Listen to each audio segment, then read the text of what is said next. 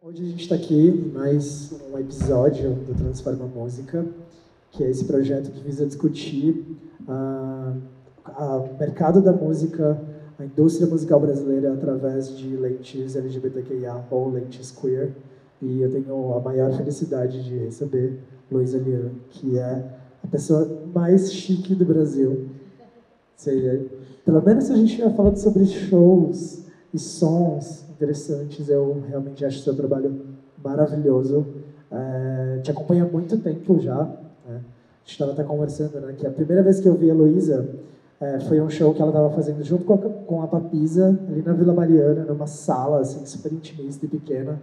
E logo em seguida, assim, algum tempo depois, eu vi você crescer e fazer shows maiores e mais incisivos e mais impactantes. O Oi a Tempo, né, no auditório do Ibirapuera, por exemplo. E desde então o show da Oficina também, né, que você fez com o Azul Moderno. E aí eu te convidei para falar sobre direção de arte, o palco como tela, o que a gente pode fazer para criar espetáculos que sejam experiências audiovisuais mesmo, né, para que você vá no show e você apenas não vá para ouvir a música, mas para realmente ter um contato com aquele universo expandido que o artista está prestando. Bom, agradeço demais o convite. Eu estou animada de poder falar sobre isso agora também, que eu estou envolvida num novo processo de construção de show. Deixa eu ver se eu entendi como é que funciona aqui. É para cima ou para baixo?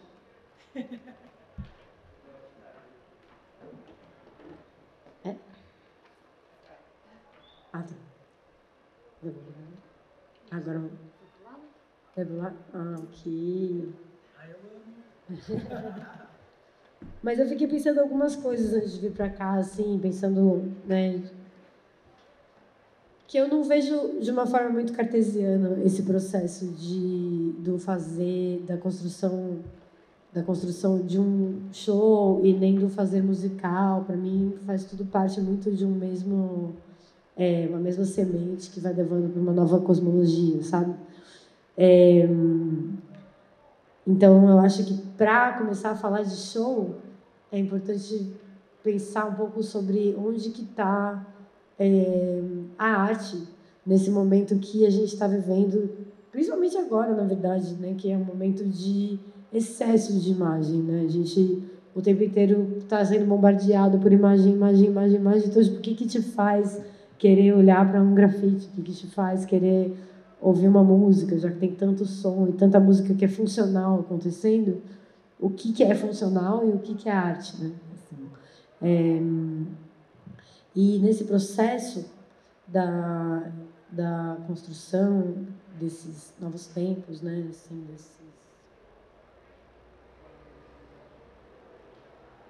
eu fico pensando muito um pouco no deslocamento que a arte pode provocar dentro dessa perspectiva binária mesmo, né? Do mundo, assim. A gente precisa responder tudo imediatamente. A arte, ela é um deslocamento de tempo.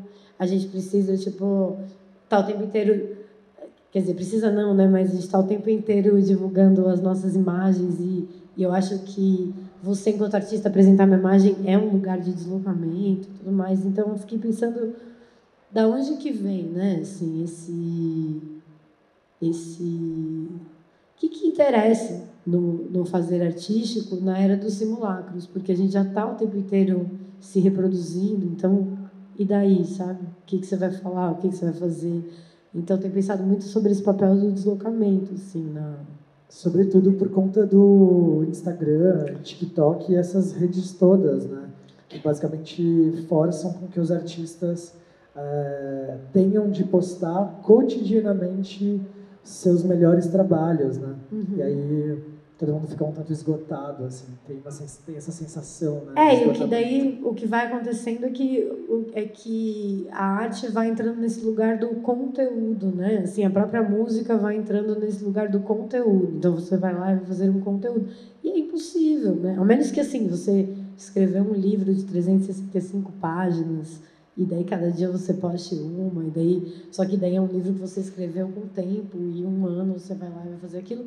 o que você pode dizer todos os dias, assim, né? O que você pode ficar repetindo todos os dias e bom, isso não me interessa, assim, né? Essa estrutura binária de construção de pensamento e mesmo de exposição da arte é exatamente o lugar de onde eu tento fugir ou pensar sobre ou questionar, mas não está totalmente entregue aquilo, né? Assim, porque dentro dessa perspectiva que você precisa estar sempre entregando alguma coisa concreta, né? Então você entrega um conteúdo que a pessoa já tem que ler, já tem que gostar, já tem que questionar ou te falar perfeita.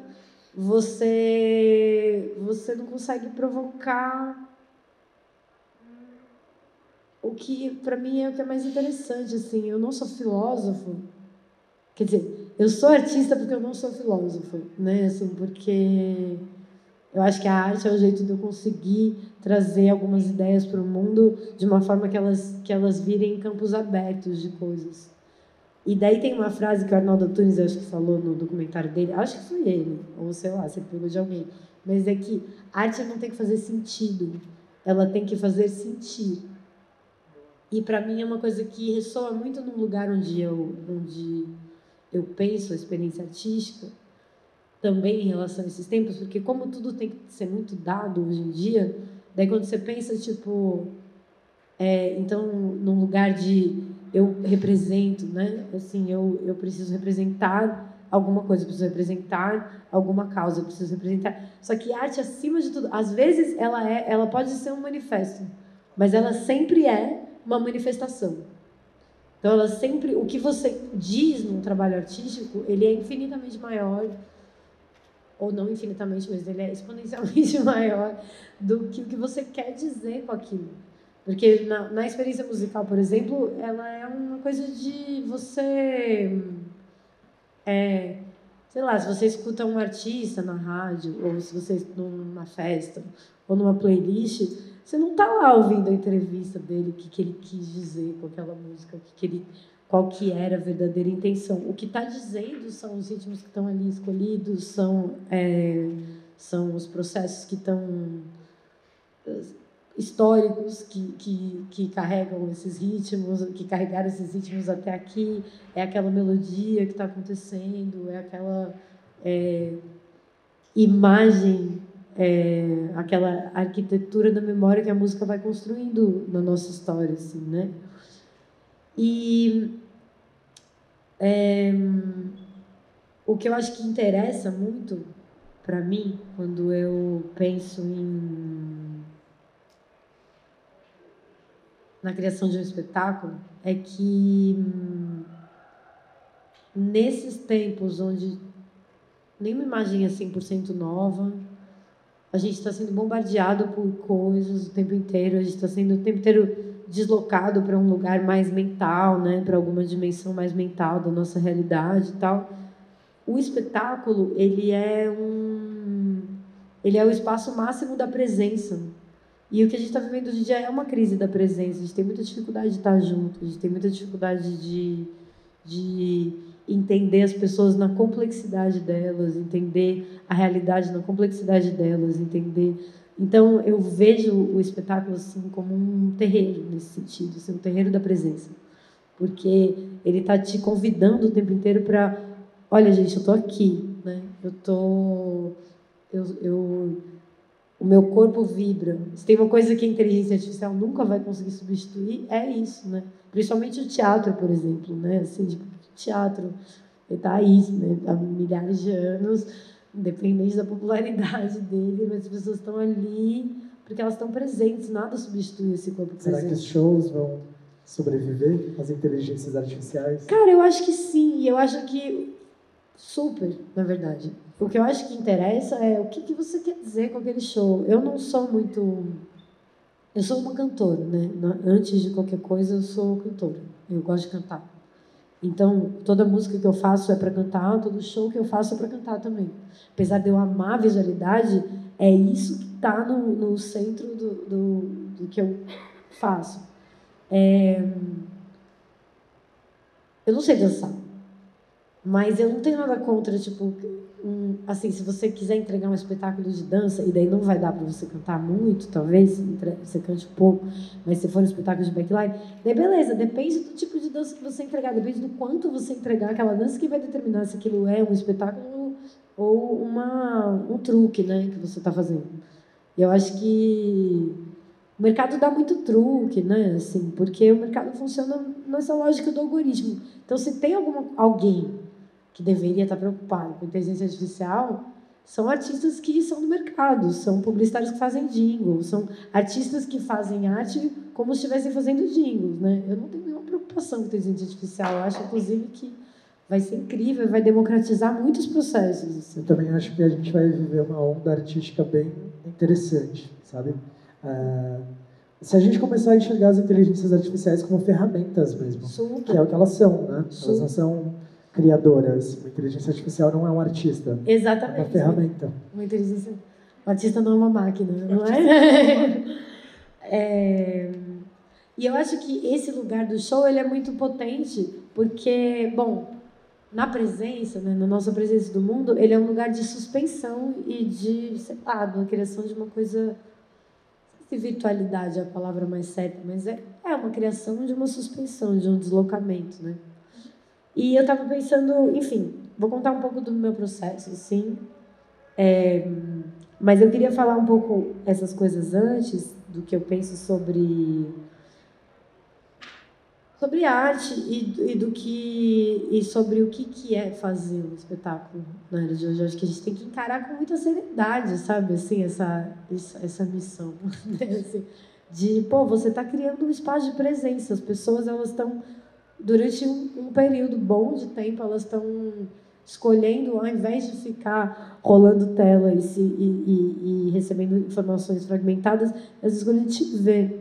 E como que você sustenta essa presença nesse processo de palco? E daí eu acredito muito na técnica, eu acredito muito na excelência, eu acredito muito na... E quando eu digo técnica, não é no sentido careta, mas é no sentido de como que você parou para colocar tudo isso junto, né? Eu, sendo uma artista que sou cantora, né, tem essa coisa da não sei, a musicalidade, assim, vejo muito minha voz como instrumento. Eu não acho que todo cantor é assim, nem eu acho que precisa ser, mas é um pouco o meu processo. E eu tenho um lugar de... acho que tem algumas coisas que precisam ser levadas em consideração quando você está criando um espetáculo. A primeira coisa é o que é o objeto principal dele, né? Então, por exemplo, no meu espetáculo, o objeto principal é a música. Pode ter espetáculo que o objeto principal é a palavra, que é a música também, mas que é mais a palavra até do que a música em si que está sendo tocada. Enfim. E a construção de um espetáculo, ele precisa levar em consideração qual que é a semente daquilo. Por exemplo, quando eu construí o espetáculo de Joia Tempo, que é esse primeiro que eu vou mostrar para vocês aqui,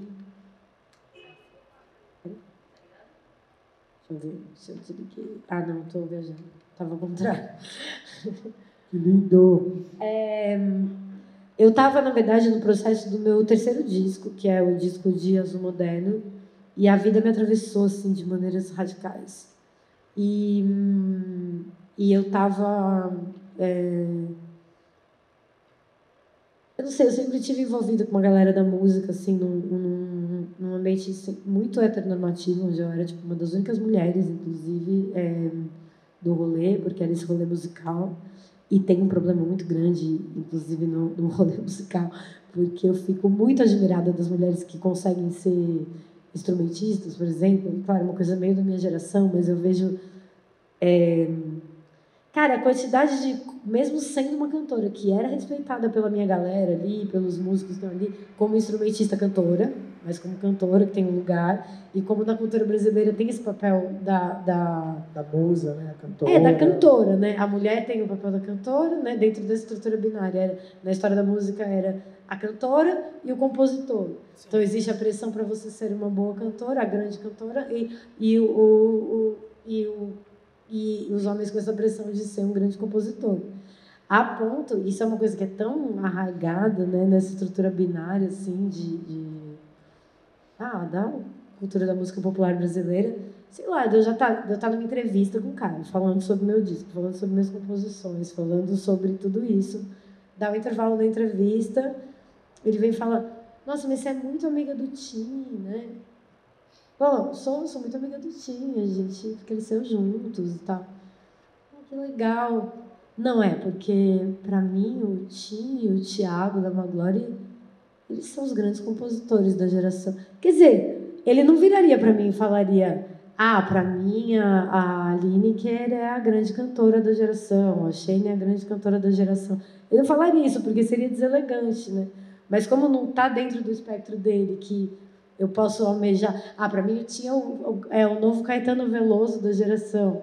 Quer dizer, toda essa ideia é muito careta, mas assim, isso tudo para dizer que as coisas são tão estruturais que eu acho muito... E eu vi tanto esse processo do quanto que é desestimulante você ser uma mulher que quer tocar um instrumento, né? Assim, que quer ocupar lugares até então, do século XX, dados como masculinos, que eu acho muito admirável. Mas, enfim, tudo isso para dizer que no meu show a semente é a música. E eu acho que quando você escolhe essa semente você precisa entender o que é... A visualidade ela precisa responder a isso, sem atrapalhar isso, sem transformar isso numa coisa literal, porque eu acho que não interessa. Quer dizer, depende, talvez interesse para você, mas eu acho que isso pode atrapalhar. Ela pode ser um ruído, ela pode atrapalhar a sua música, tanto pelo excesso quanto pela falta de visualidade, né? E daí, quando eu comecei a construir um espetáculo mais visual, eu sempre tentava trazer esse... eu estava falando da heteronormatividade por causa disso, porque eu sempre tentava trazer a visualidade, era muito desestimulada a trazer, porque, não sei, tem essa cultura da música, né? Do operário da música, que ele vai lá e ele toca, e ele não precisa pensar em nenhuma roupa, e ele não precisa pensar em um espetáculo, porque é a música que está dizendo, pelo menos no ambiente que eu circulava. Tem muito isso aqui, né, no Brasil. Tem, é uma coisa dessa cultura heteronormativa, assim, né? Bastante. Principalmente, eu acho, assim, porque eu vejo que os artistas queer que eu conheço foram quem revolucionaram isso, né? Assim. Sim, nossa, eu vejo shows quase toda semana, né? E às vezes eu fico horrorizado porque claramente você vê artistas que não estão pensando nem na narrativa que a luz pode trazer. Exato. Que é um elemento que tem lá suas complexidades, mas se você se reúne com uma pessoa que consegue pensar naquela narrativa que você está propondo para o show, para o disco, né? O que está sendo carregado ali naquelas letras, o que está sendo pensado com aqueles timbres. E parece que existe mesmo uma espécie de descaso, né? É como se as outras linguagens artísticas que podem circunscrever um show, moda, performance, happening, poesia, enfim, quais linguagens você consegue considerar ali dentro, você consegue instalar no teu show. É como se elas fossem menores do que a música, né, pra essa galera. Assim. Eu acho que tem uma coisa assim, de que por que você não está pensando, por que você não quer olhar para isso, por que você acha que a sua música é só a sua relação com ela ali, todo mundo que está vendo ficou cego também, né? Sim. É um pouco essa ideia, porque, tipo assim, independente de como eu tô aqui, eu sento assim porque eu me sinto mais confortável, você senta assim porque você se sente mais confortável, eu tô com essa camisa de nuvem, você tá com essa camisa transparente, quer dizer, tudo comunica, né? Assim, então, não é porque você não quer comunicar que você não está comunicando. E daí o que você comunica é exatamente um certo descaso com a sua música. E daí, nesse caso, por exemplo, para mim é um lugar do problema da construção do espetáculo pela falta, né? Você acaba atrapalhando, inclusive, a sua música porque você não pensou em como a sua presença vai se manifestar diante daquelas pessoas, como que o palco não é um lugar de naturalidade. Você fazer uma música não é uma coisa natural. né? Tipo, você pegou, você fala assim e tal, e daí de repente você pegou aquilo que você falou, o que quer que seja, você pode inclusive estar falando, ou você pode transformar isso numa melodia ou falar, só que é um processo de deslocamento, né? Tanto de tempo quanto de espaço, né? Tanto de tempo quanto de espaço, quanto de deslocamento da palavra mesmo, né? Deslocamento da poesia, da poética. Né? A construção da poética a partir do deslocamento. Mas, então tá, eu tava fazendo, eu tinha feito o meu primeiro disco com banda, papapá. Daí eu tava fazendo o meu segundo disco, que era o Azul Moderno, no caso, não era o... E eu falei, puta, tem muita coisa acontecendo na minha vida, eu tô precisando fazer uma performance, tô precisando voltar para as artes visuais, porque eu estudei artes visuais e senti que a música me tomou, assim, e deixei isso meio de lado. E daí, quando eu tive a ideia da performance, a minha vontade... tinha duas vontades, né? Uma da palavra, que era de falar alguns textos meus, algumas poesias, e a outra era uma imagem que eu tinha, que era uma pessoa com uma saia de juta colada não, mas num... içada, exatamente, içada em uma casa assim, cheia de objetos, ia puxando esses objetos quebrariam e eventualmente essa saia pegaria fogo. Óbvio que não ia acontecer, porque eu ia morrer queimada, mas daí... Mas a poética... A poética era essa. Sim, vale. Linda, aliás. E que tinha um pouco esse lugar de invadir, né? Assim, então, tinha esse lugar da trama de Juta. E eu fui lá e conversei com uma amiga minha, que era uma artista... Com duas amigas minhas. Uma que era uma artista plástica, Mãe de Santo. As duas bem da bruxaria, assim, mas essa é uma artista visual, Mãe de Santo, que é a Sônia Costa. E com a Bianca Tânia, que me acompanha até hoje, que faz os vídeos. E eu acho que, de certa forma, a Sônia veio com esse lugar dessa lona, que a gente pendurava nas paredes, tudo pensando numa performance, né? E foi o jeito de eu botar fogo e derrubar objetos com a minha saia. Eu acho que foi construir essa saia que se expandisse no horizonte, assim, e poder navegar. E esse projeto, ele realmente não nasceu para ser um disco, assim, ele nasceu desse meu desejo, tanto dessa imagem quanto de falar alguns textos. E eu fui mostrar esses textos um dia para a Cláudia Shapira, assim, que é uma diretora incrível do teatro hip hop. Até acho assim, que o teatro hip hop é uma coisa que ainda vai dar muito o que falar. Assim, elas estão aí faz 20 anos no Bartolomeu de Depoimento, mas eles fazem uma coisa que é realmente muito para frente, assim, no meu entendimento. E são, acho que talvez a minha maior inspiração nessa construção de narrativa, espetáculo, música, sabe? Núcleo Bartolomeu de Depoimento. Que legal. É muito incrível. Eles fazem teatro hip hop. E a Cláudia Shapira é a diretora. Incrível, né? Esse show, gente, era surreal de lindo. Nossa, eu amava esse show. Amava muito. E é isso, não era para ser um show. Foi graças a Cláudia, porque eu fui mostrar as músicas para elas, as poesias, e ela virou e era tudo meio texto, assim, fala. Mas, claro, já estava meio fazendo com o Charles, porque eu queria que tivesse um fundo. O Charles tem super uma coisa... Ele é um cinéfilo, assim, e tem super uma coisa da criação dessa trilha. Eu queria que tivesse uma musicalidade não tão organizada, necessariamente. Mas eu fui mostrar para a Clau, e ela só virou para mim e falou: Luísa, você tem um instrumento que é a sua voz, sabe? E ele é o seu principal instrumento, se queira ou não queira. Ele é o seu principal instrumento. Então, tipo, quando você for falar essas poesias, canta. Legal. Mesmo que você esteja falando, canta, sabe? E eu acho que isso foi uma coisa que foi muito transformadora do jeito que eu componho, do jeito que eu... Porque a minha composição, ela sempre veio de um lugar muito...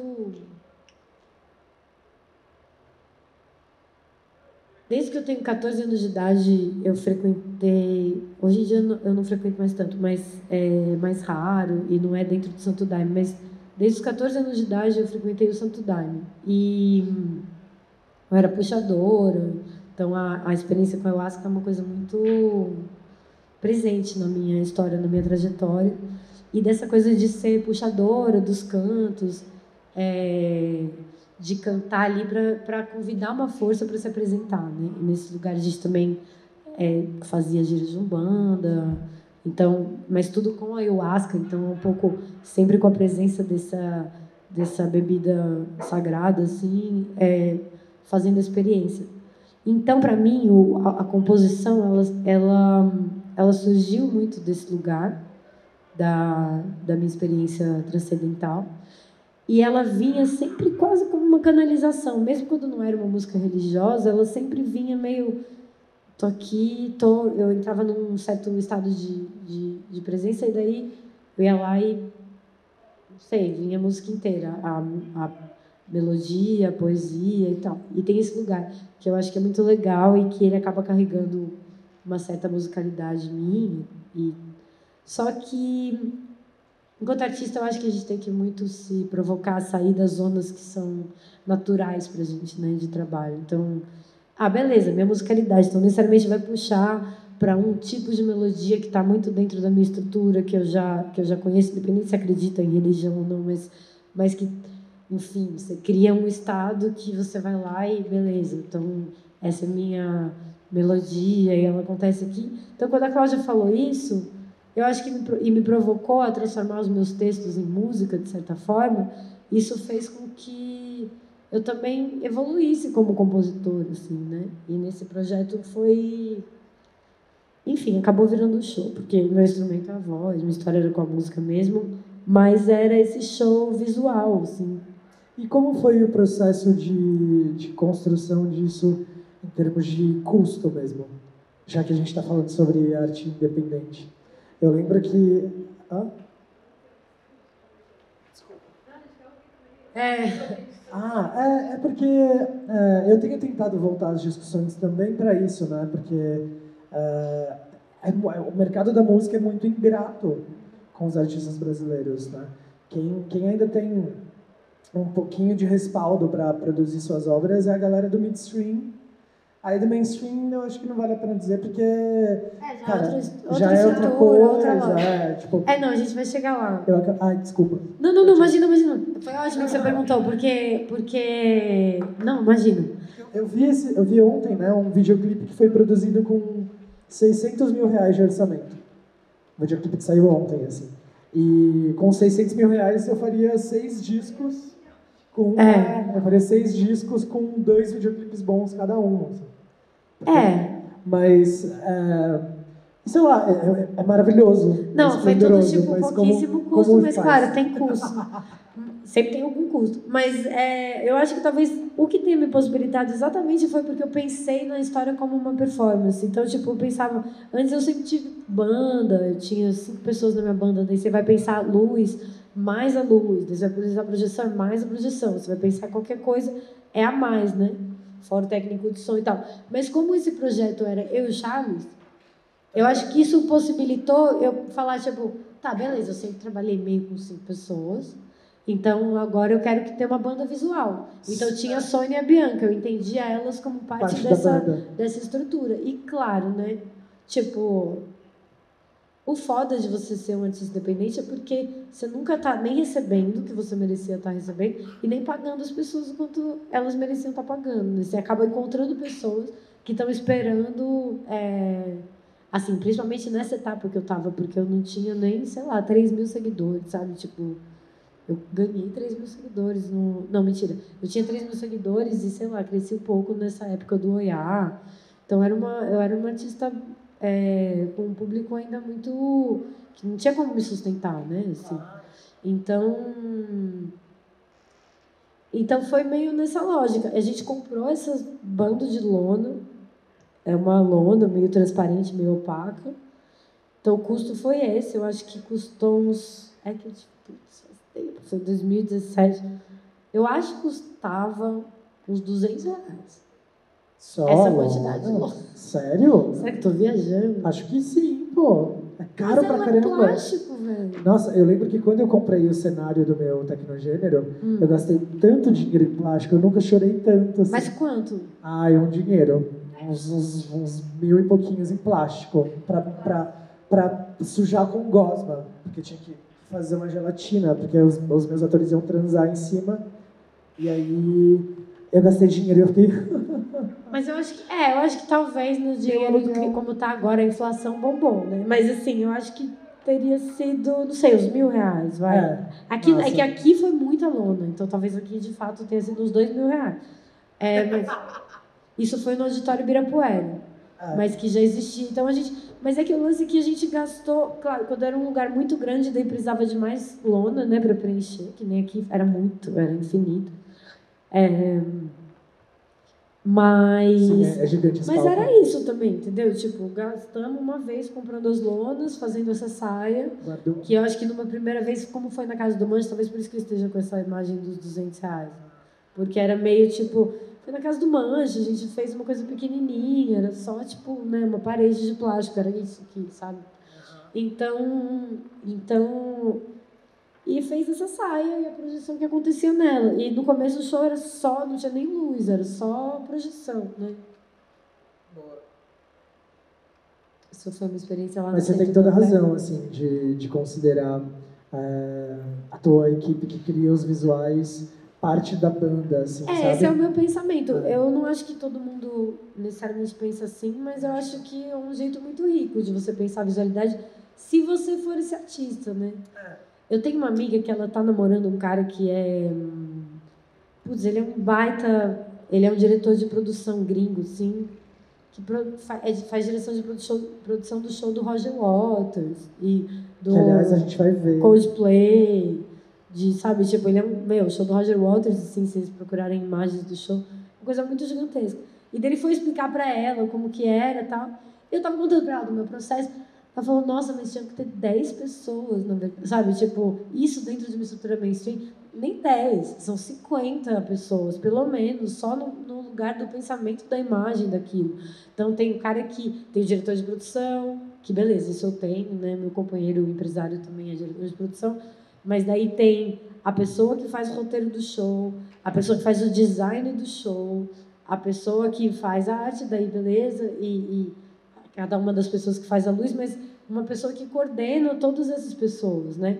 E eu faço o roteiro do show, eu faço o design do show e eu coordeno todas essas pessoas enquanto artista, mas eu não penso a estrutura, graças a Deus eu tenho... Quem tiver curiosidade para ver um pouco desses processos, tem uma empresa que eu sou muito nerd de show, eu adoro ver show, ficar vendo luz, vendo essas coisas todas. E aí, às vezes, eu passo madrugadas. Tem duas empresas que eu conheço que são muito boas, que é a Veneno Inc.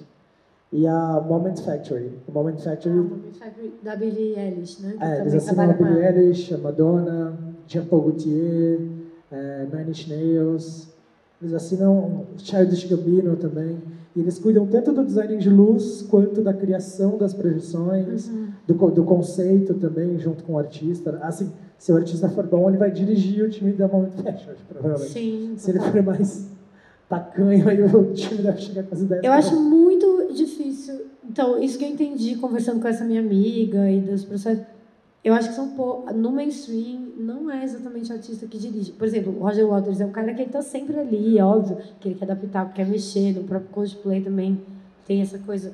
Mas, assim, são processos muito gigantescos, né, que fazem esse desdobramento. Então, ele vai dirigir, na verdade, ele vai mais dialogar junto para que outra pessoa possa tocar, até porque esse artista também é muito mais ocupado, né, nesse sentido de...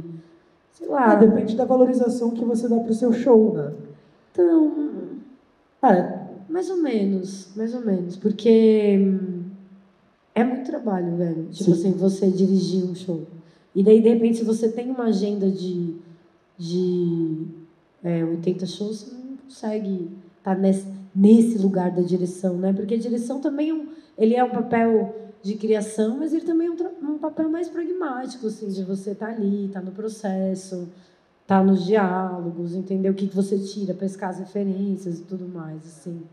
Então, acho que, mesmo quando a gente fala de mainstream, a gente, com os nossos artistas que a gente gosta, a gente tem uma certa ilusão. A gente fala, não, mas ele tá ali pensando, sabe? Tipo assim, e tá, um pouco, pode estar. Mas é muito mais frio o processo. Eu digo isso assim porque... Minha mãe A trabalha... do mainstream é da Cairocco. Quebrou uma taça.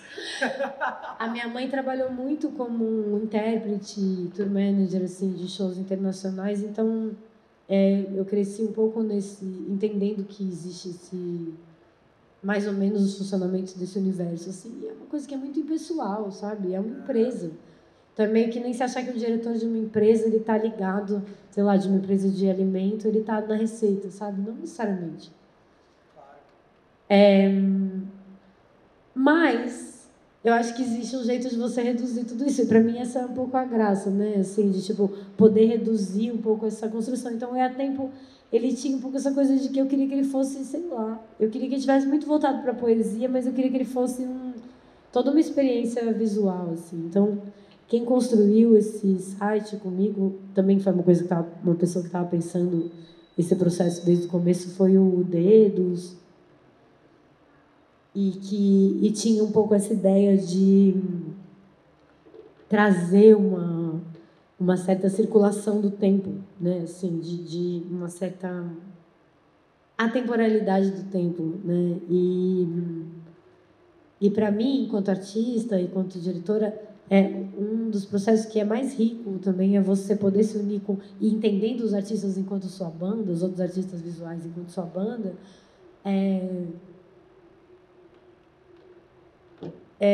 entendendo o que cada um, o que o repertório de cada um tem a oferecer, né? Eu acho que tem pessoas que dirigem, tanto musicalmente, processos, ou quanto, acho que no teatro, eu tenho esse desenho, eu vou fazer esse desenho aqui, e eu só quero que você execute.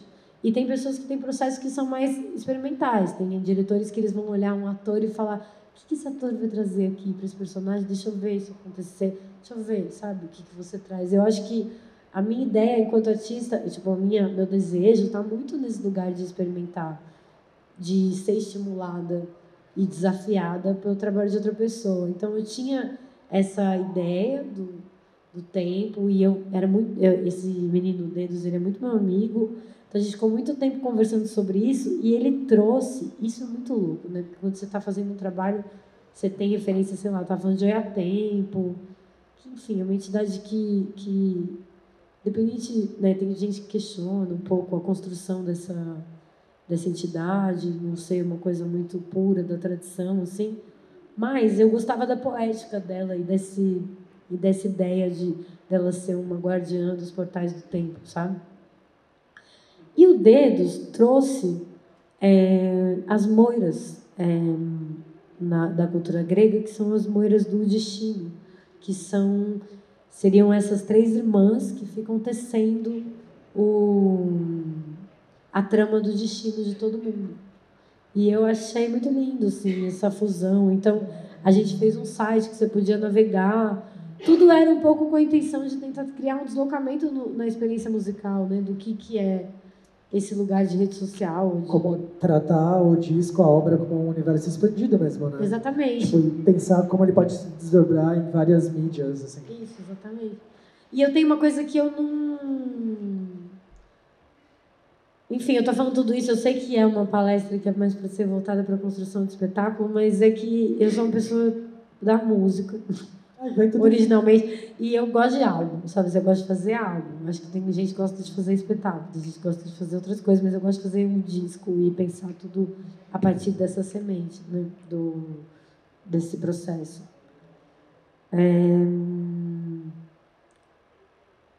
Eu penso que...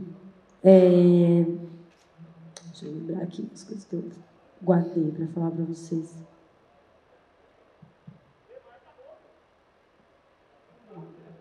Antes de tudo, a construção de espetáculo é um trabalho de percepção.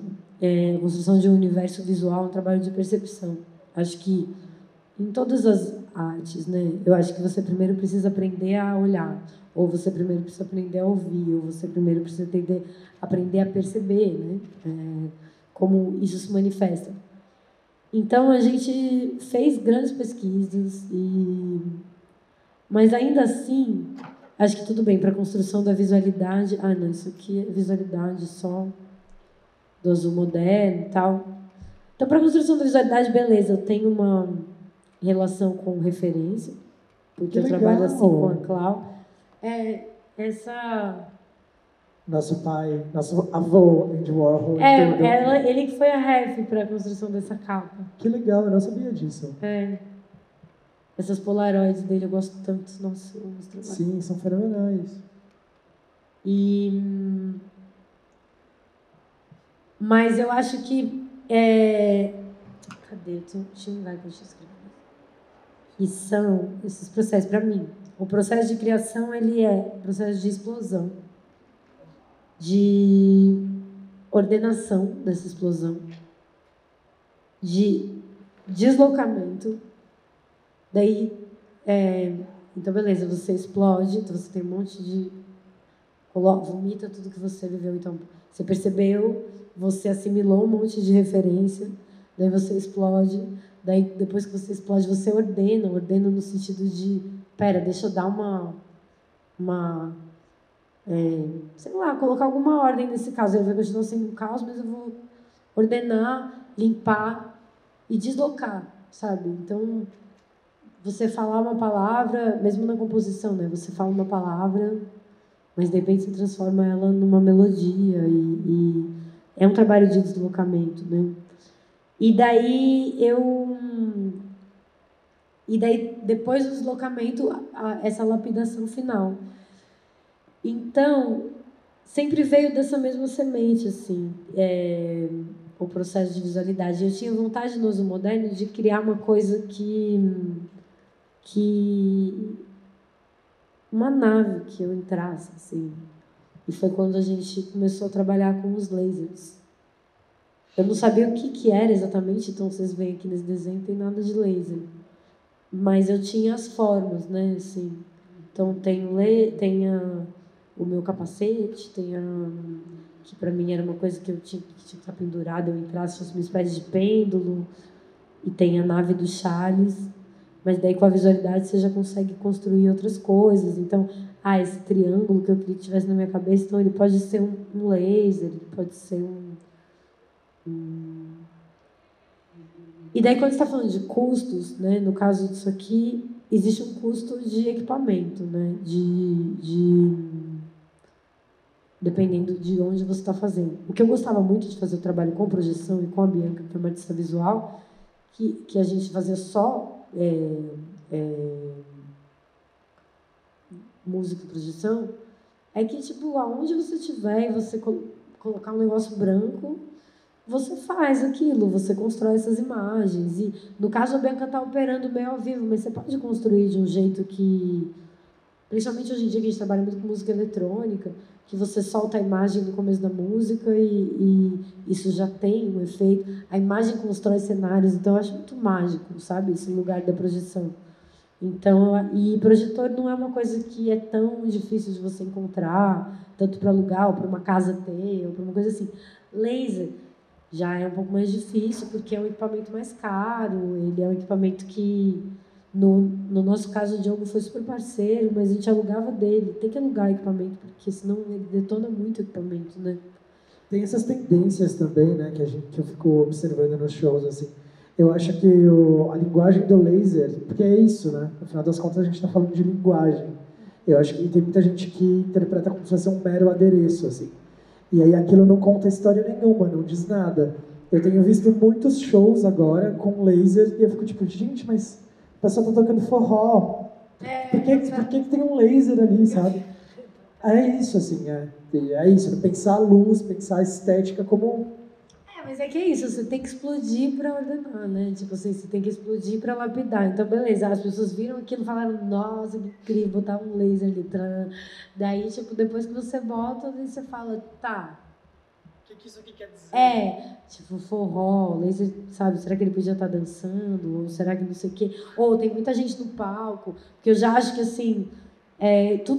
fazer essa visualidade toda é possível porque tem pouca gente no palco, né? Só eu e o Charles. Sim, também, é verdade. Isso ajuda muito. Quer dizer, não é que é possível por causa disso, mas é que considerando que eu sou uma artista relativamente pequena, assim, no sentido de que, né, eu posso fazer um show para 1.000 pessoas, mas eu posso fazer um show para 200, dependendo da cidade, para 100. Então não é que eu vou tocar num palco gigantesco, vai ter um monte de... Se eu tivesse um monte de gente no palco, eu teria que repensar esse palco. Agora, se eu estiver fazendo um show pequeno e tiver só eu, esse palco preenche, né? Até com o meu espetáculo novo que eu tô querendo que tenha umas pessoas cênicas no palco, eu tô pensando, tipo, nossa, preciso desenhar muito bem, porque senão vai ficar muito poluído. Porque o laser é uma... Eu fico pensando que o laser é uma entidade ou ele é uma arquitetura, sabe? A projeção também, ela pode ser uma entidade ou uma arquitetura, no sentido de que, às vezes, ela tá ali cumprindo o papel de ser mais alguém no palco comigo, e, às vezes, ela tá cumprindo um papel que é espacial, né?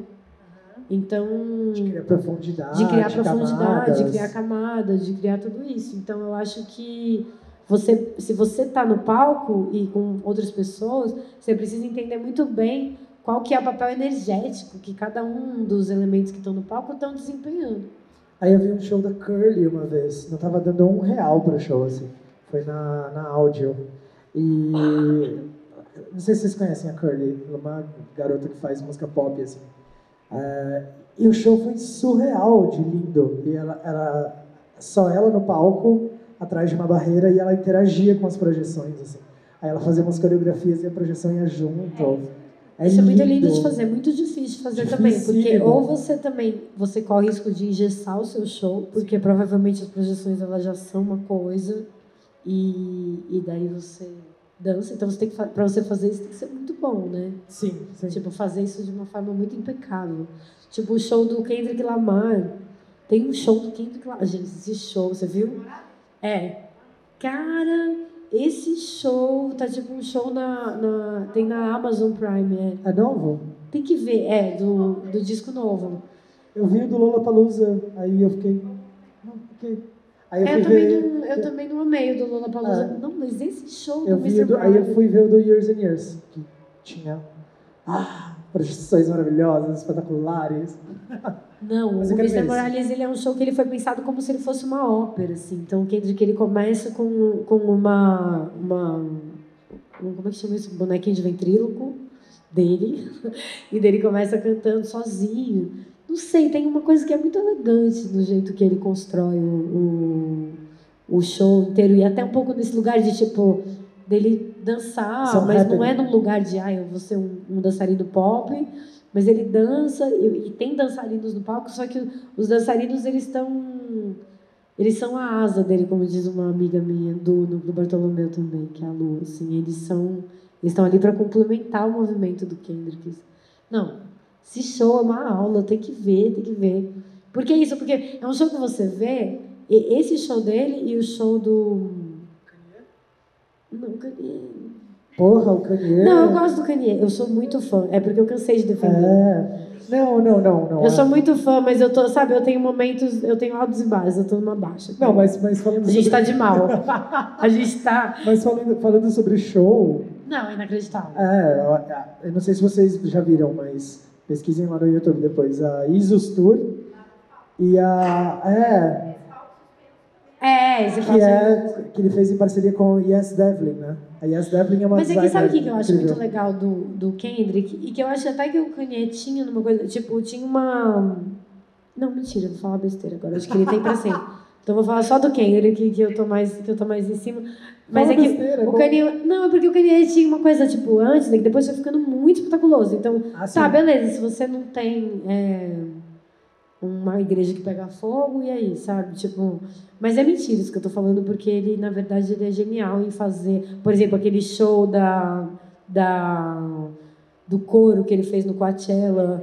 Foi lindo aquilo, e só pela roupa e pelo cabelo da galera, enfim, tem uma simplicidade. Só voz, tipo... Então, por isso que eu ia falar besteira, falar, não, Kendrick... Não, eu tenho muitos problemas com ele politicamente, é claro. Não, mas em termos de obra, cara, para o século XXI, assim, eu acho que ele tem o tamanho da importância do Bowie no século XX, sabe? De fundir linguagens, não, com certeza. De ser um grande curador de arte, sabe? Acho que o 808 na Heartbreak também, aquele show. Tomara que ele não se perca muito, né? Assim, porque ele tá um pouco num lugar da... Sei lá, se você começa também a acreditar muito em você, isso é um problema, sabe? Sim. Então, eu acho que você tem que acreditar em você, sabe? Acredite em você. Mas duvide também, sabe? É importante duvidar. E assim, o que eu ia falar é que no show do Kendrick, tanto no show dele quanto no show que eu vi no Saturday Night Live, tinha uma coisa que era... no Saturday Night Live ele foi lá e só fez a projeção dele, e daí ele tava ali cantando, e de repente essa projeção, que é uma sombra... Projeção não, era uma sombra dele, e de repente essa sombra é uma projeção, e ela começa a se mexer diferente, sabe? Só que ele fez isso com muita elegância, sabe? De tipo... É um pensamento muito fino de corpo, assim. O rap, pra mim, é sempre um lugar de mais vanguarda. Vanguarda. Mas, enfim, voltando para aquela ideia aqui, ó, isso aqui, ó, vou contar para vocês que se transformou. Então, daí eu fiz aqueles desenhos ali, pensando, eu quero uma coisa meio assim. E daí eu dei uma referência para as pessoas que era para Bianca, porque eu, há tempo, tinha uma coisa de ser muito espetaculosa, sabe? Tipo, era aquela nave, acontecia, tinha imagem o tempo inteiro, eu estava perdida no meio daquela saia. Eu falei, amiga, eu quero que esse próximo show do Azul Moderno, não, eu queria já dizer de antemão que eu não consegui conquistar isso, mas eu quero que ele tenha a elegância de um sushi. Sabe foto de sushi? Que você vê na revista, assim, daí tá preto, daí tem um arrozinho branco de nigiri, assim, né? Arrozinho branco e um salmão em cima, sabe? Tipo, que tenha um pouco essa elegância. Eu acho que eu tô sempre tentando chegar, mas eu sou muito latino-americana para ser minimalista, sabe? Minimalismo é uma coisa que só pode existir em países muito industriais, né? A gente, tipo... As coisas aqui... Tem um amigo meu que estava morando em Amsterdã, e daí ele estava um tempão sem voltar no Brasil, desde a pandemia, daí a gente foi no metrô. E daí ele tinha comprado um bilhete de metrô, não estava usando no celular, assim, esse bilhete novo, QR Code. Ele não estava passando QR Code, e eu fiquei torcendo para acontecer uma coisa que aconteceu, que foi o cara do metrô veio e passou... Não, ele passou uma canetinha no QR Code, vocês já viram isso? Não. E daí, ele passou uma canetinha no QR Code ali, consertou, e daí passou o QR Code. Isso é uma coisa muito Brasil, sabe? Tipo, é incrível. Não, a gente não tem uma precisão industrial, assim, pra gente conseguir ser minimalista, sabe? Tipo, a gente é um monte de coisa caótica acontecendo, assim. E daí, mas tinha essa coisa da nave do Charles, ó, que ele tá ali, e eu meio esse capacete meu. E que eu resolvi... Eu acho que o laser acabou cumprindo essa missão de ser a minha nave. Ai, tão lindo. Então, de ser a nave por onde ia viajar. Então, ao invés de ter um monte de imagem fazendo isso, tem um pouco esse lugar do laser, assim. Isso eu gosto muito né? de arquitetura. Lá no Sesc Pompeia. Mas tem o sushizinho ali. Eu gosto muito daquele outro show também que você fez com a Nômade Orquestra, é isso? Ou não? Bexiga 70, louca. Cortem. Não, com Bexiga 70. Ficou muito lindo que eu também. Fiz a tela na frente, né? Sim, eu adoro esse recurso da tela na frente, acho bem bonito. Mas aí, por exemplo, é um recurso super caro, porque... Quer dizer, não é super caro. Depende de quão preciso que você quer que seja. Mas aí, por exemplo, essa tela... que é a tela que fica meio transparente, que é não sei o quê. Você vê o corpo atrás, né? É uma tela super especial, que chama tela rosco. Por exemplo, aqui em São Paulo, o Sesc Pinheiros tem e meio que é pouca gente que tem, sabe? Não sei se mais alguém tem. É difícil conseguir, ela é cara. Mas aí você faz a projeção em cima dela mesmo. E você fica atrás, só que ela tem uma coisa que ela é meio cinzenta, então ela cria uma transparência. Quem usa essa tela tem no Sesc Pinheiros por conta do Bob Wilson. O Bob Wilson encomendou e daí ele usa muito essa tela, por isso que o show dele tem esse lugar da magia. Era meu sonho, mas é que assim, como que eu vou ficar levando uma tela assim dos lugares para um festival? Mas quem sabe, próximo show. Preciso pensar. Aí é muito difícil. Mas é isso, gente. Eu não sei, é um pouco essa construção, assim, dessa visualidade, dessa nave, dessa... E vamos matar o elefante na sala. O que você tem pensado sobre essa a tendência de shows produzidos para o TikTok? Assim? Eu tô... Vamos falar sobre Rosalía! É isso que eu queria hoje. Eu achei muito engraçada, porque eu fui num festival, acho que no último final de semana, E as telas já estão verticais também, né, nas laterais, assim, eu tô achando bem curioso. Pois é, né? Tô achando curioso. Mas a nossa visão é horizontal, né? Tomara que sim. Mas eu acho... Não, ela é, né? Tipo, você tá olhando aqui, você tá olhando assim, né? Tipo, seu olho não faz assim. Nos seus olhos... Mas... Vai que, né? Começa a nascer uns seres humanos com o olho assim, né? Sim, dá pra... Né? Tudo pode acontecer, mas... Eu não sei, eu não tenho muito... Porque agora também eu tô num processo de criação. E eu, sinceramente, quando eu tô no processo de criação... Eu acho que tem aquilo que eu falei pra vocês. Eu acho que tem momento de percepção e de recepção. Só que quando eu tô criando, eu não trabalho muito com referência. Tipo, eu fiquei esses anos todos pescando referência, mas daí quando eu tô criando, pra mim é difícil, tá? Tipo, é difícil ficar vendo coisas, outras coisas. Eu preciso dar uma silenciada, uma limpada, assim. Que não significa que não tenha muita referência, só que pra mim ela não pode estar em primeiro plano, né? Quando eu tô fazendo uma música. Tipo, beleza, eu ouvi 300 mil coisas na minha vida, mas eu não tô, tipo... eu queria fazer que nem aquela estrutura daquela música da Rosalia ou da não sei quem. Então, eu não tenho olhado muito. Mas tem o show da Rosalia, que, na verdade, eu vi muito mal aqui em São Paulo. Não consegui ir no Lola.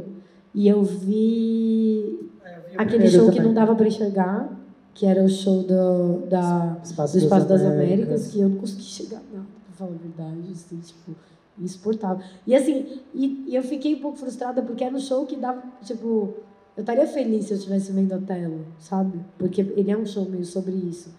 Mas não dava nem pra ver a tela direito. Então eu vi mais na TV e principalmente o que ela fez no TikTok quando ela lançou, que isso eu achei brilhante. Assim. Sim, eu acho a primeira live do TikTok brilhante.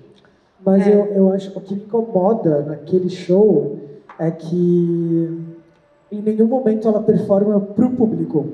Ela performa sempre para as telas. E eu acho que isso cria uma tela, uma parede dentro da performance que eu não gostaria de ver em shows. Porque enfim, existem milhares de maneiras de você fazer shows e criar experiências.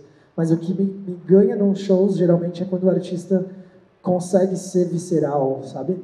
Nossa, mas é que eu não senti isso, assim. Eu não senti que ela não... Eu acho que, assim, o show é muito pensado para as telas também, mas eu sinto que ela tem uma coisa, cara, que por ela ser muito virtuosa, assim, né, do canto, por ela ser muito... Ela tem um estado de presença ali que é muito foda, e ela tem um carisma. Mas eu não sei, porque eu não vi tão próximo o show, né? Eu vi pelas telas, então, eu não sei, queria ver mais vezes. Mas eu acho que é difícil, enquanto um artista mainstream, ele tá sempre fazendo show pra tela, de alguma maneira, né? Eu não sei, eu não concordo tanto com isso. Talvez ela tenha deixado isso mais... Mas é que eu acho que, de alguma maneira, o que me interessa na Rosalia, que eu não acho tão engessado, quer dizer, que eu acho que tem uma coisa do engessado, eu entendo o que você quer dizer, mas que eu acho que tem um trabalho de questionamento da linguagem, no final das contas, isso sim. Eu acho que ela tem esse twist no trabalho dela. Ela é extremamente interessante. Acho que todo mundo que ficou pegando o trabalho dela para ficar fazendo igual, muita gente, inclusive artistas brasileiros, eu acho que daí ficou mais engessado no TikTok.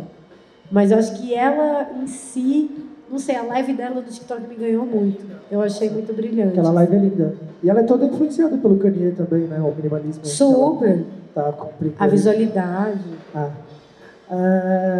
Vamos abrir para as perguntas? Vamos. Pode ser? A gente falou um monte de coisas aqui, um monte de influências. Vocês querem perguntar coisas? Por favor, perguntem. Que pode ser que as pessoas tenham várias ideias que a gente não tem, e aí a gente tem. Pode fazer discos. Tem microfone. Ótimo. Eu queria... Conversar, gente. Tá bom, conversar. Qual o seu nome? Oi, linda. Luísa, sou a Ilume. Prazer. Eu que cantei com o Baco, me desculpa, Jezinho. E aí a gente sempre usa você de referência, principalmente nesse disco aí. você, Sou eu. Ai, que legal. Sou sua fã há um tempo. Que massa, você sou muito massa. E esse é o Lieve, meu produtor, né? A gente Seu se amigo, conhece. estou doido com você na faculdade. Apresentando, não, tô falando. Não, acho que a gente também está no processo de criação também do nosso próximo álbum e a gente veio com essa intenção assim de ver como que era, como funciona o seu processo e como estão as ideias, né, agora nesse momento. E aí eu acho que o título de hoje, né, o palco como tela, eu acho que é isso que a gente está meio que formulando para esse espetáculo, para essa performance que a gente está querendo fazer. Ai, que legal, me convide, quero ver. Claro. Tipo assim, como se fossem atuações na frente de uma tela, fazer as pessoas atuarem lidando com as coisas que a gente gravou, que estão passando na projeção, ou em vídeos mesmo na tela. Então, isso pra mim parece que a gente está, tipo, eu tô vendo uma referência ao vivo, assim, muito, muito próxima, muito, muito gostoso, assim, participar disso, sabe?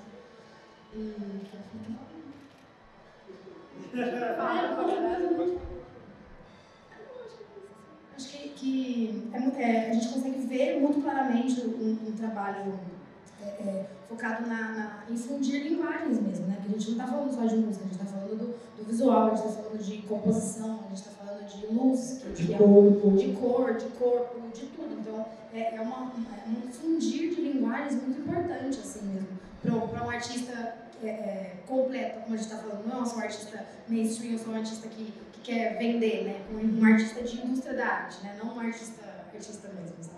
Sim, eu acho que tem uma coisa de... A gente tem que, acima de tudo, quando a gente está fazendo, e acho que isso, no seu trabalho, eu imagino que deve ter muito a ver, ainda mais trabalhando com mulher, né? Que é artista também, tipo, visual, que trazer essa coisa da visualidade, eu sinto que tem, hoje em dia, uma ansiedade em trazer visualidade, né?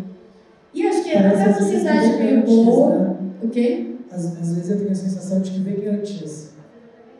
Pode ser. Sabe? E eu acho que isso, no meu caso, assim, não que não possa, porque eu acho que não tem regra para criar arte, né? Mas isso me preocupa um tanto, assim. Às vezes eu tenho a sensação de que a gente está vendo publicitários que cantam, modelos que cantam, sabe? Mas acho que assim, o mais importante quando você está pensando o lance da visualidade é um lugar de você pensar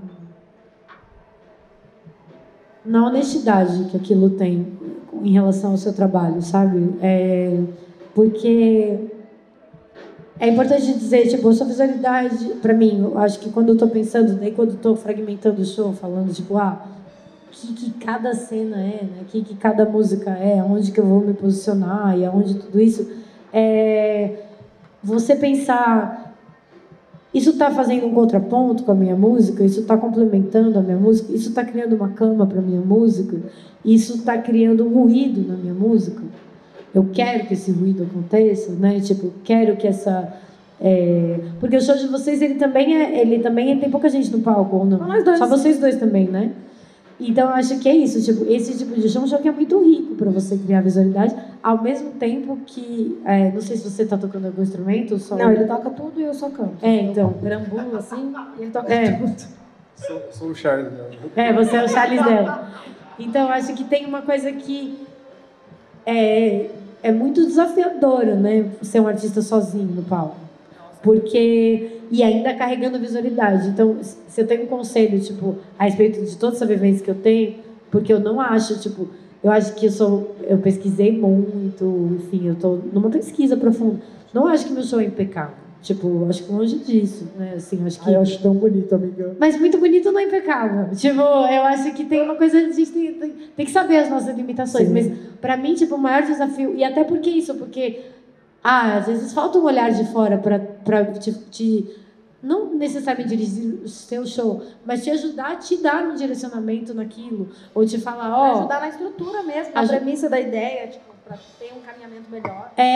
Exato. Agora, por exemplo, para a construção do meu próximo show, eu estou fazendo um trabalho de corpo também, para trazer... Porque é uma coisa que eu senti muito na construção desses shows, que para mim era um desafio, porque eu sou da música, sou das artes visuais, mas eu nunca fui do corpo. Assim, tem minha vivência de terreiro, né? Mas que é importantíssimo. Mas nunca tive essa construção poética do corpo, né? E o que eu sentia era um pouco o maior desafio de ser... Porque, assim, quando você tem uma banda, e você já deve ter tocado com banda e tal, e, tipo, tem uma coisa que acontece que é uma energia, né? Que a banda levanta e ela te leva, e você leva ela e tal. Os nossos shows, que são, tipo, 2 pessoas, e imagino que um monte de elemento eletrônico, e um monte de coisa que já tá meio ali, elas já são o que elas são, né? Tipo, não um violão que vai ter uma dinâmica, que vai fazer assim, o assado e tal. É difícil da gente conseguir fazer essa catarse com a visualidade, sem ficar perdido no meio do palco com a visualidade, sabe, assim? E ao mesmo tempo numa certa dureza musical, porque a banda, sei lá, quando uma pessoa está assistindo um show de banda, ela tem um monte de lugar para olhar, né? Tipo, tem você, tem o guitarrista, tem não sei o quê. Então, não existe um lugar mais confortável. É muito cansativo você ser... É uma loucura, porque uma vez um cara de uma rádio fez uma pergunta para mim, tipo assim, para quem você olha quando você está no palco, para quando você canta? Eu falei, eu olho para dentro porque eu canto de olho fechado. E eu cantava de olho fechado mesmo. E hoje no palco eu consigo abrir mais os olhos, eu consigo ver mais o que está acontecendo, eu consigo me sentir mais. Mas agora eu estou pensando o contrário, que por mais que a gente agora tenha se preocupado mais com a visualidade das coisas, eu gostaria que as pessoas assistissem o meu show de olho fechado. Sabe? Tipo assim, a minha música é um lugar, eu quero que a pessoa entre. Eu penso nisso também. Meu próximo disco que eu vou lançar nos próximos meses, ele tem muito... Eu senti que o Charles, ele construiu... Quer dizer, nós dois, né? Mas, assim, tanto eu na poética e ele mais na produção Ele tem muita imagem. Então, quando eu comecei a, tipo, pensar as imagens... tanto mais das visualidades, assim, clipe e tudo mais, foi um desafio muito grande, porque eu pensava assim, tá, se fosse para contemplar, né, se fosse para ser, tipo, fazer um espelhamento da imagem, em imagem, do que esse som, é completamente maximalista, sabe? Mas daí, tipo, a opção que a gente fez no direcionamento das imagens foi o contrário disso, foi tipo, a música já tem tanta imagem, eu vou fazer a visualidade mais seca. Mais sushi. Estou eternamente atrás do sushi, sabe? Na verdade, eu fiquei com uma dúvida com relação ao disco que você falou que está fazendo. Ele está sendo um disco que está sendo pensado pelo espetáculo também, alguma coisa que já está sendo integrada? Ou são coisas distintas que você vai unir depois em algum outro momento?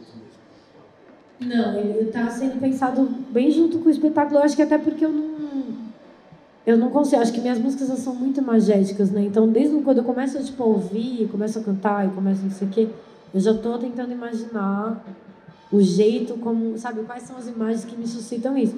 Claro, algumas imagens são filme e outras imagens podem caber no espetáculo, sabe?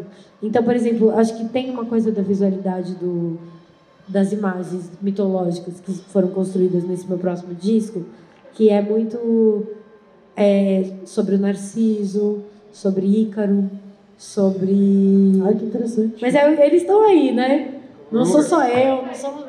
Eles estão super aí. Tipo, eu acho que é um momento de se perguntar sobre os espelhos, sabe? Sim, e sobre os poderes. Então, eu estou muito nessa construção dessa visualidade. Então, tipo, a referência é sempre meio junto. Se tudo der certo, tipo, o lançamento do meu disco vai ser uma temporada, assim. Onde? Olha só. Tá bem. Você acha? Depois eu falo. Figura. Quando eu assinar o contrato, eu falo. Justo. Tem mais... Não, só um último comentário, assim. Por favor. Que eu acho importante a gente ressaltar sempre a magnitude dos nossos amigos, né? Porque a gente só consegue produzir as coisas porque a gente tem gente envolvida que gosta, que tipo, não é fã, é seu amigo e tá afim de fazer o trabalho. É um artista visual, é um designer, é um videomaker, é um marketing, sabe? Você não precisa, não é que você não precisa, mas você só consegue, o artista independente só consegue ir pra frente porque tem essa equipe de amigos. Não é uma equipe que você tá pagando, não é uma equipe profissional, é uma equipe de pessoas reais. Assim, Infelizmente ainda, né? Infelizmente. Eu gostaria muito... É uma das coisas que eu mais escuto assim, dentro desse projeto, sabe? Porque a gente tá numa cena com artistas tão talentosos, Tem muita gente foda. Mas é que sabe o que é foda nisso? Não, fala. Não, a gente acabou de fazer uma amostra de videoclipes que está sendo exibida lá embaixo. A gente recebeu 100 e poucos videoclipes. E com linguagens diversas e artistas diversos. E eu fico pensando quantos profissionais também tem ali por trás de cada videoclipe, de cada visual. Mas o difícil é que, na verdade, a gente finge que existe um mercado. E não existe. Que existe um mercado. E não existe um mercado de música independente, assim. As pessoas que estão fazendo é um pouco que nem teatro. Vai falar que existe mercado de teatro, sabe? Existe um mercado de musicais. Não, tá, existe o mercado. Mas, assim, eu sei. Existe? Existe. Do teatro independente, assim, tipo, eu acho que tá todo mundo muito... Sei lá, eu vejo mesmo essas pessoas que, tipo, trabalhavam com teatro, sei lá, nos anos 90. Núcleo Bartolomeu mesmo. De, tipo, pô... me contando que, pô, às vezes você vendia um carro para fazer uma peça, mas você pagava depois o carro com a peça, sabe? E daí cada vez menos acontece isso no teatro, não sei, não conheço tanto esse universo. Mas assim, na música, eu sinto que existe um mercado de música independente, sabe? Tipo, quão sustentável é? A gente fica falando que existe um mercado, e daí fica iludido numa ideia de mercado. Exato, e tipo, por que a gente trabalha com tanto amigo? Porque, na verdade, você precisa de gente que abraça a sua história.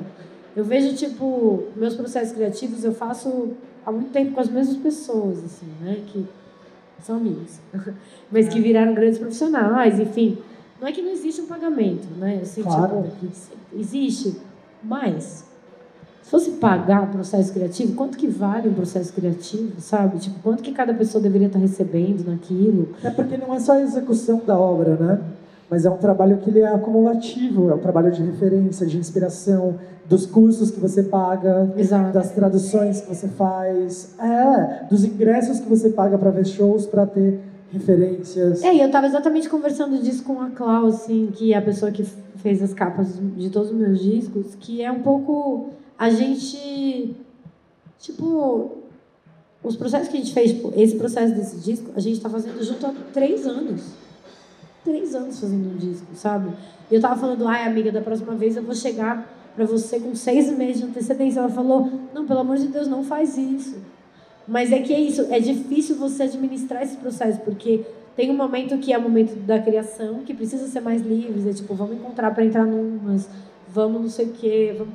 E daí eu acho que quando entra o prazo, precisa entrar o dinheiro, né? Assim, mas, e daí nessa coisa é muito difícil, né? De tipo, puxa, a gente tem uma troca que é muito para além desse dinheiro. É muito para além do dinheiro que eu tenho disponível para fazer o show. É muito para além. É uma coisa das conversas que a gente tem, dos anos, das entregas, do não sei o quê. Se a gente estivesse falando de mercado, seria mais possível. Se existisse um mercado... se existisse uma sustentabilidade, né, de fato, do artista independente, porque considerando a gente ganha e a gente fica tentando se virar para conseguir fazer o próximo disco, assim, né? Porque não é sustentável, assim, não existe um mercado. Existe a indústria. A gente faz sem dinheiro, hoje em dia, a gente vai fazer com dinheiro, vai fazer muito mais. Hoje em dia todo mundo fica te falando assim, não, porque é indústria musical, não, porque isso aqui é da indústria, e daí os artistas estão ali batalhando para falar, não, ninguém me chama para fazer publi, sabe assim?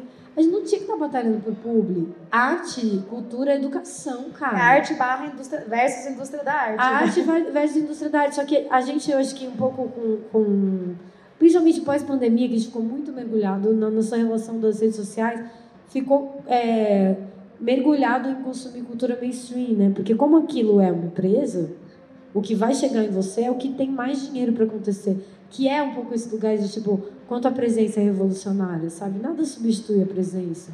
Se a gente não se encontrar presencialmente, tipo, vai ser muito difícil, ainda mais estando organizados na internet da maneira como a gente está organizado, em lugares que são privados, né? Em lugares que são... a gente vai ser muito atacado mesmo por essa cultura mainstream. E acho que existe muito essa ilusão de que... E assim, não que eu não goste do mainstream, viu, gente? Eu adoro, sabe? Assim, tem coisas geniais no mainstream. eu acho que até tem amigos que são, coisa pop, eu gosto, sabe? Eu assim, não tenho. Consigo. Cadê? Mas eu acho que tem é muito pós-capitalismo mesmo, assim. A gente está nesse momento que a relação dos artistas com o fazer musical Principalmente na música, porque a música a gente tem essa coisa do mercado, que você tem um público. Então, eu acho que as pessoas da dança, do teatro, são um pouco mais organizadas do que a gente, no sentido de que a gente precisa ter... São sim. Vai ver quando tem, tipo, coisa de quem que se organiza e vai lá se manifestar. É sempre o povo do teatro, da dança, assim. Porque, assim, se o teatro fosse depender... Se a dança fosse depender de público, sabe, assim...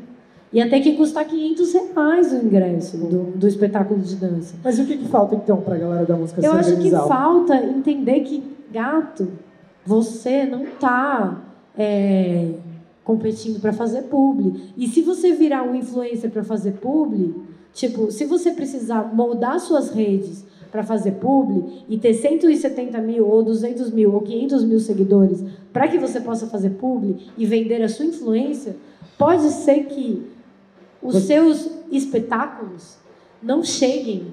Tipo, porque tem essa ilusão, né? Ah, não, daí pelo menos vai chegar em 17 mil pessoas que vão querer ver meu show. Não, se você está moldando a sua rede, por exemplo, para você ficar fazendo publicidade, para você ser influencer, e para as pessoas ficarem te consumindo de uma determinada maneira ali, pode ser que quando você vai fazer um espetáculo, não chegue nas pessoas que estão ali de fato porque gostariam de ver o seu espetáculo. Porque não são necessariamente as pessoas que vão interagir com isso. Então tem uma ilusão muito grande, e daí nessa, todos os artistas vão virando publicitários. E daí todos os artistas vão virando publicidade, e daí sim, quando a água bate na bunda, chega a inteligência artificial aí, fica preocupado, porque claro que fica preocupado, você está fazendo música para o algoritmo. É óbvio que a inteligência artificial vai fazer melhor do que você, eventualmente. Talvez não agora, mas eventualmente, sabe? E eu acho assim, tipo... E eu nem acho que tem que usar esses espaços. Eu mesma estou numa investigação. Eu estou, tipo, meio isolada de rede social há 3 anos. 4 anos, sei lá quanto tempo. Faz tanto tempo. Mas eu tô meio, tipo, sem postar, mas exatamente que eu tô, tipo, pensando, cara, o que eu vou fazer aqui esses anos todos, sabe? Tipo, o que eu faço aqui, sabe? Tipo... O que tá sendo discutido? O que é essa plataforma? O que eu quero dizer? O que eu tenho para dizer? E o que eu tenho para dizer que faz jus ao que eu quero dizer nesse mundo? O que eu quero fazer nesse mundo? O que eu quero construir nesse mundo, sabe? No fim, é todo um sistema tão perverso. Porque, claro, eu não estou questionando... Tipo, quando você fala isso, não é sobre questionar os artistas que estão fazendo público. Não, muito pelo contrário. Mas é questionar como que a gente chegou até aqui, nessa estrutura que a gente não para fazer, para pensar a arte enquanto cultura, e fica pensando os artistas enquanto marca e concorrência. E, cara, não, é uma construção. Eu tô tendo essa ideia, eu tive essa ideia do meu disco, do Ícaro, vocês... e do Narciso, vocês estão pensando nisso, tem um monte de gente pensando nisso, as ideias elas estão aí, elas são coletivas, nenhuma ideia é nossa mais. Por isso também que em algum lugar é tão lindo, eu acho que é tão incrível, não que não seja muito problemático, tá, gente, mas eu sou uma entusiasta da inteligência artificial, porque eu acho que ela diz muito, tipo, quando eu vejo aquelas imagens em Stable Diffusion, que elas ficam mexendo e mudando, que é meio cafona, e é meio tipo, nossa, não aguento mais ver isso, todo mundo fazendo isso. Mas eu acho que tem alguma coisa ali que está contando sobre o processo de história da arte, da própria humanidade, sabe? Assim, a gente chegou até aqui fazendo colagens. E acho que desde o momento que a prensa e a imprensa foram inventadas, a gente está fazendo colagens. Então, as ideias, elas são a maneira como você organiza essas ideias, acima de tudo, sabe? E, claro, a sua verdade, a sua perspectiva única dentro de uma realidade, assim. Mas a gente... sei lá, a gente não discute as coisas que importam, isso é muito triste, sabe? A gente está discutindo quem que está fazendo publicidade e quem que não está, ao invés de estar discutindo ou se a inteligência artificial vai substituir a gente ou não vai, ao invés de estar numa discussão profunda sobre direito autoral, por exemplo. Profunda. Sobre quem que vai receber sobre essas criações que vão ser feitas pela inteligência artificial. Quem que vai receber? A gente tinha que estar discutindo sobre renda mínima. Se a inteligência artificial é o futuro, a gente tem que discutir sobre renda mínima para que todo mundo trabalhe menos. E para que artistas possam fazer arte. E a inteligência artificial possa fazer nosso serviço, sabe? Assim, da realidade. Assim. Eu quero ter um assistente muito inteligência artificial, sabe? Eu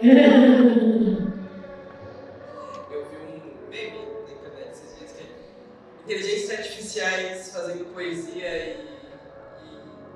pintando quadros enquanto eu me mato de trabalhar não é exatamente o futuro que eu imaginava. Você falou essa parada dos direitos autorais, né? Quando isso impactou diretamente, principalmente na hora da ilustração, você falou, tá, mas esse banco de dados está notavelmente roubando o meu estilo, roubando minha arte, me usando como referência para gerar todas essas imagens. Assim.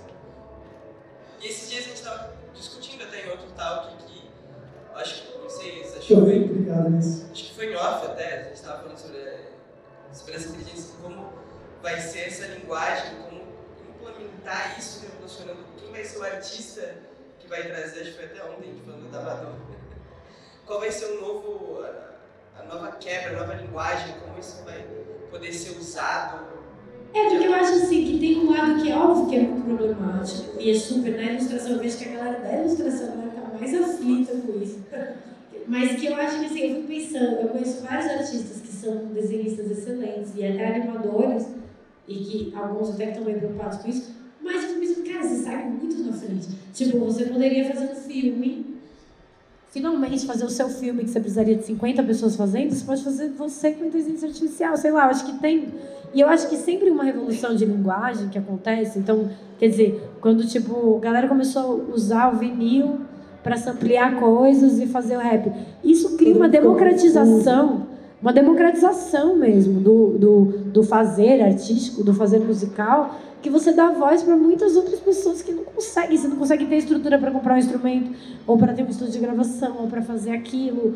Então eu fico muito curiosa, assim, acho que acima de tudo, óbvio que vai ser um problemão, mas assim, você não segura a tecnologia, não tem o que fazer. Problemas já temos também. Não, mas assim, você não anda pra trás. Eu vi os ilustradores na época do desespero falando, stop AI, sabe assim, tipo, pare a inteligência artificial, alguém pare, desligue as máquinas. Eu também fico muito instigado para ver isso sendo democratizado e colocado nessas novas mídias, ver isso ser usado no show, por exemplo. E eu sinto que a gente tá numa janela, cara, que a gente perdeu em 2005, que é a janela da internet livre, a gente perdeu essa janela.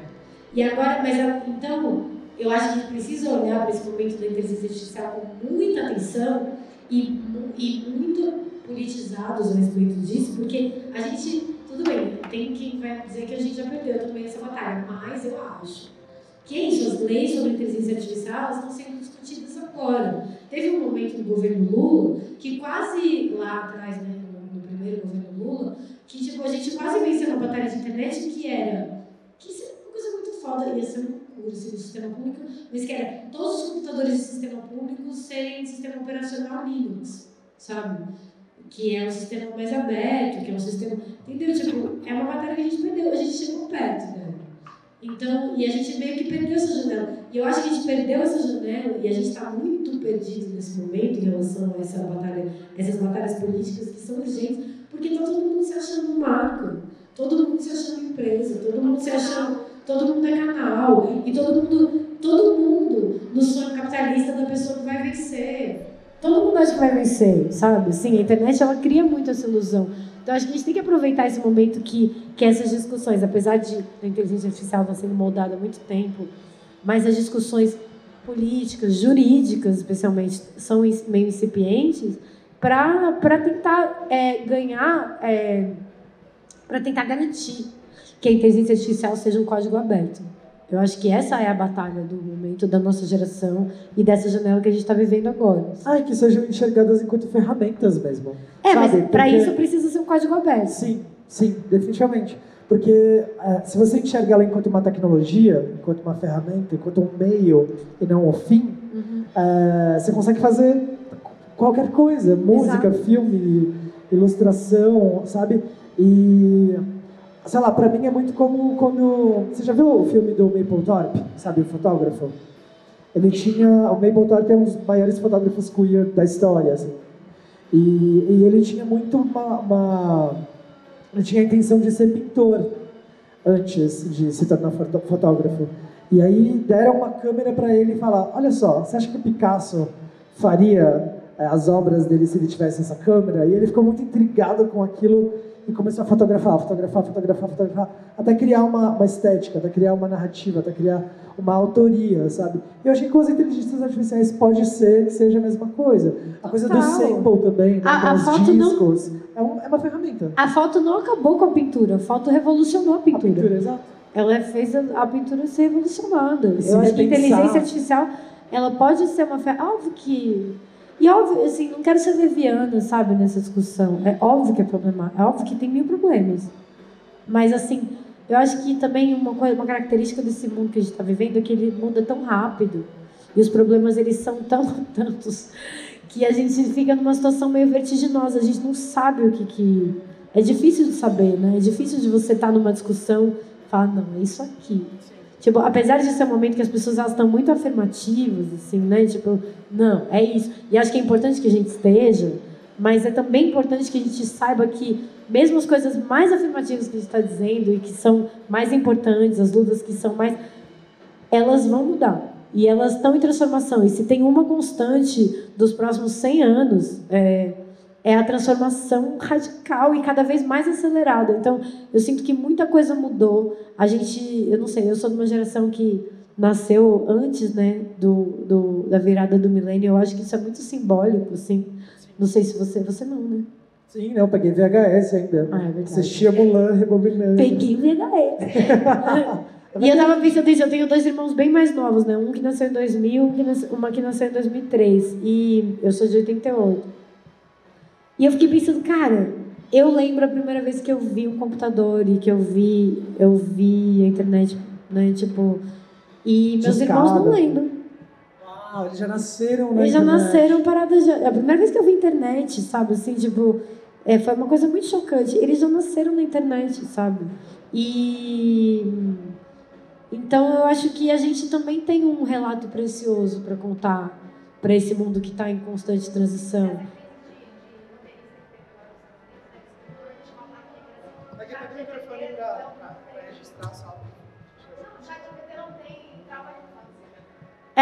ChatGPT não tem trauma de infância, exatamente. Tipo, eu acho que tem uma... Você tem usado o ChatGPT?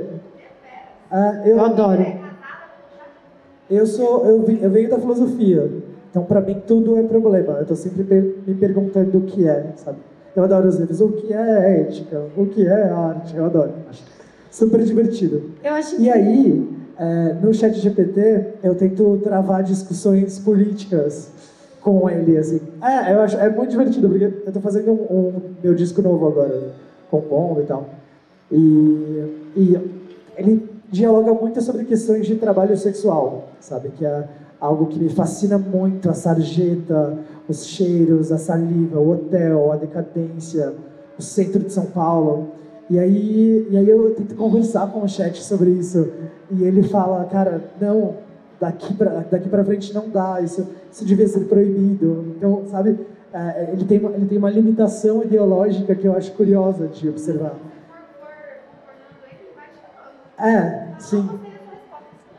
Mas é isso, é meio como se ele não tivesse como avançar de maneira incisiva sobre debates sociais. Sim. Sabe, sobre corpo, sobre feminismos, sobre coisas que a gente precisa discutir que estão acontecendo. Mas eu acho que isso também depende um pouco da construção da ética dos programadores, né? Exatamente. Porque eu acho que é importante que tenha limite. E acho que é importante que tenha direcionamentos e limitações éticas, assim, das máquinas, eu acho. Não, é importantíssimo. Quê? Se for pensar... Exato, ele é um gerador de palavras. Mas aí é isso, né? Quem são os donos dessas big techs? Geralmente... Mas é isso. Eu li uma entrevista que é bem legal com, enfim, talvez 2 caras sejam meio questionáveis, mas que foi bem legal, que super recomendo, que é com o Yuval Harari, que é super meio questionável, mas ele é super contra, enfim, tem um trabalho que eu acho importante também, e com um cara que é o cara do MIT, que eu acho que é a cabeça de inteligência artificial, que chama Yann LeCun. E é meio um versus o outro, assim.